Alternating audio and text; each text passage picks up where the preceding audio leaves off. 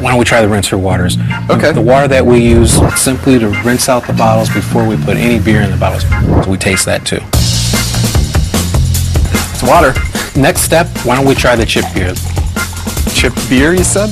That's right. This is the beer that's reached the end of the maturation process. No Beechwood chips in here?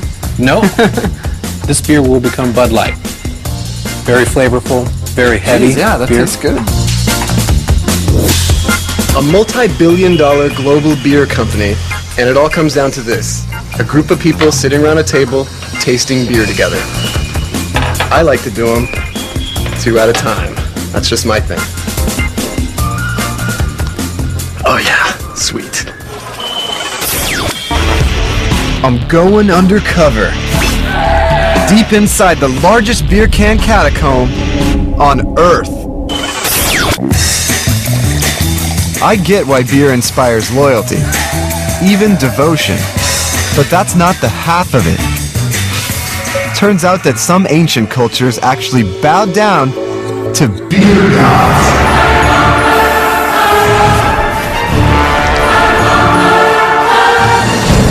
Number 3, Ninkasi, the ancient Sumerian goddess of beer and brewing, with the power to satisfy human desire. Number 2, Osiris, the Egyptian god of the underworld and guardian of beer. And the number 1 beer god, Silenus, the Greek god of beer and drinking buddies. While Silenus may no longer be a household name, his influence is still apparent today. And there's at least one new shrine that he would no doubt be happy to bless.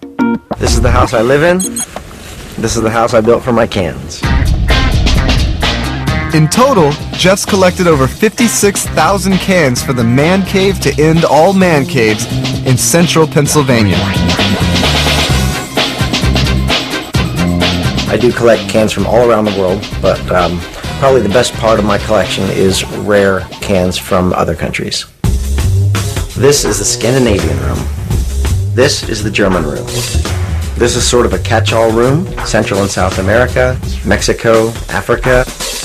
Now we're going to go into the Pacific Rim room.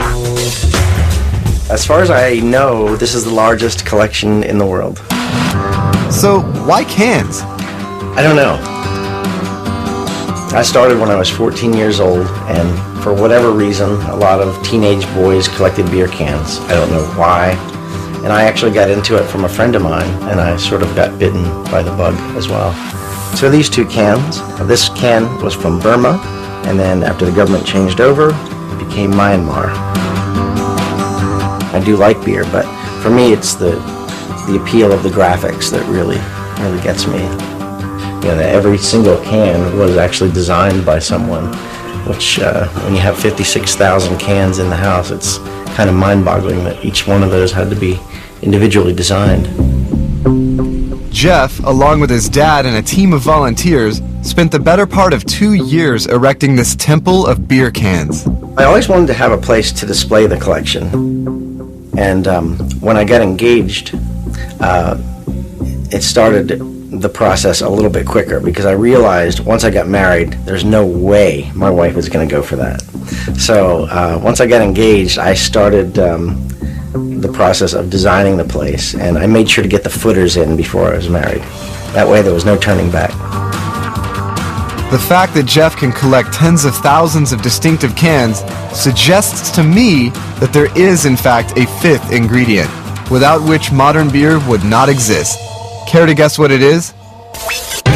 Crisp, clean, cold, refreshing. Quick, what do these adjectives say? Beer commercial. Everything you always wanted in a beer, and less. From the king of beers, to the champagne of beers, to the coldest tasting beer in the world, even the craft brewers. The beer industry pours over $800 million a year into television ads. It's blue like your eyes. My eyes are green! Which begs the question, is it beer's taste or its marketing that drives our perpetual thirst?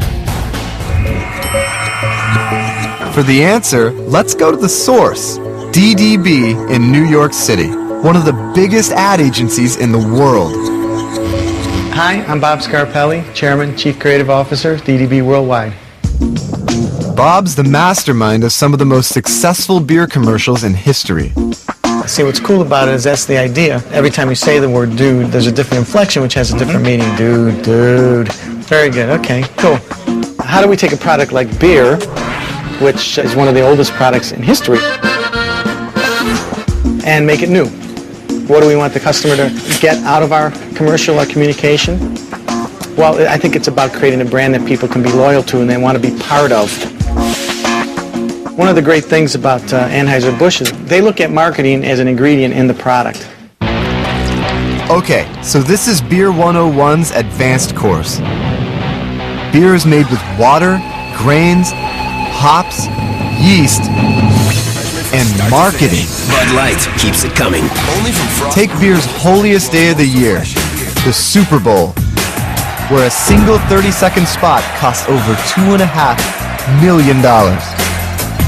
Super Bowl has become sort of the unofficial American holiday. It's one of the #1 beer drinking days of the year. That's the look, right?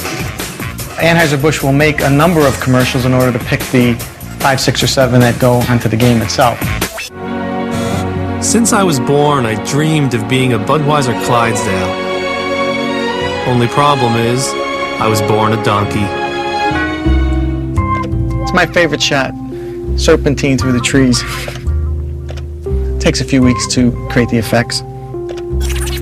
We like to make people believe that Hank is actually pulling that train, but there are some, CGI, computer graphics involved here, of course. Is marketing really that important? 2 words: light beer. Miller Lite was introduced in the 70s.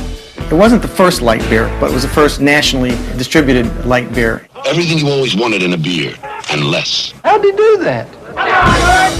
Just 5 years after introducing light beer, Miller's sales shot up 400%. Bud Light was introduced in 1982. Their challenge? Find a way to surpass Miller's early success. We just wanted to make people think about Budweiser in a new way. And really, we went back to their classic line, this Bud's for you. So what we were trying to do is say this advertising is for me, therefore this brand is for me. This Bud's for you. When someone in a bar says make it a Bud Light, they're asking to be part of the whole phenomenon that is Bud Light. The fun of it, that beer you have in front of you, says something about you, says something about the kind of person you are, the choices you make. Their plan worked. In fact, Bud Light is now the #1 selling beer in the world. On tap, Myth or fact? A green bottle prevents skunking. A bottle is better than a can. Beer causes beer bellies. okay, you're almost a full-fledged beer genius. Except for one final lesson. Your education would be just Cliff Notes without tapping the ultimate in beer dispensing technology, the keg, and the art and science of the perfect pour.